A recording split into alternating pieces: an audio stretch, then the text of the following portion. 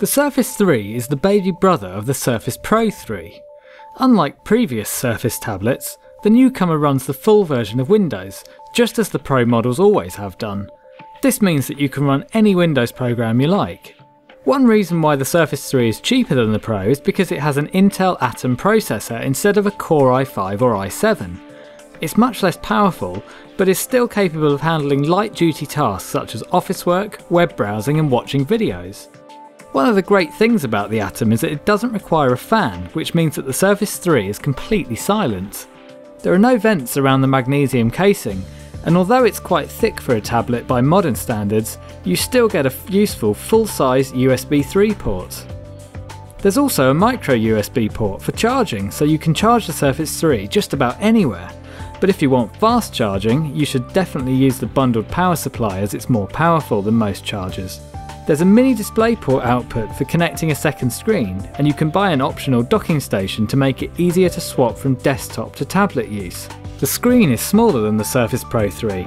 Instead of 12.1 inches, the Surface 3 has a 10.8 inch display with an unusual resolution of 1920 by 1280.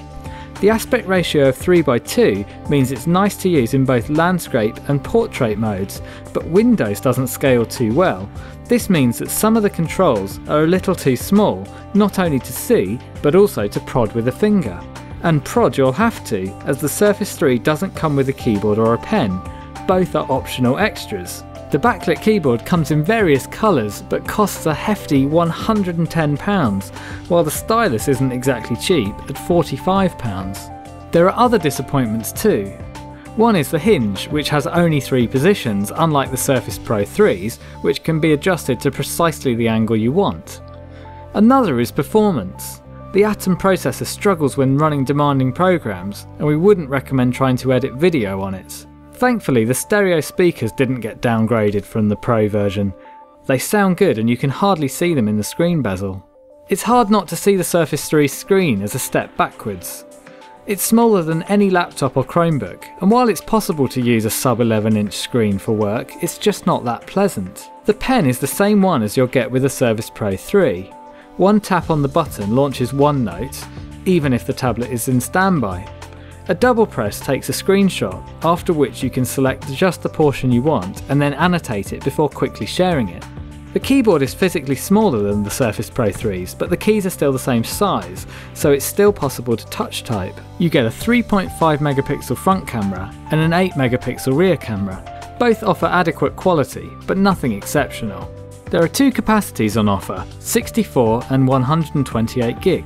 64 gig models have 2 gig of RAM, while the 128 gig version we tested has 4 gig. Both models will also be available with LTE shortly, and these are the only ones which have GPS, just like iPads. You can add storage via the microSD card slot or by connecting a USB hard drive.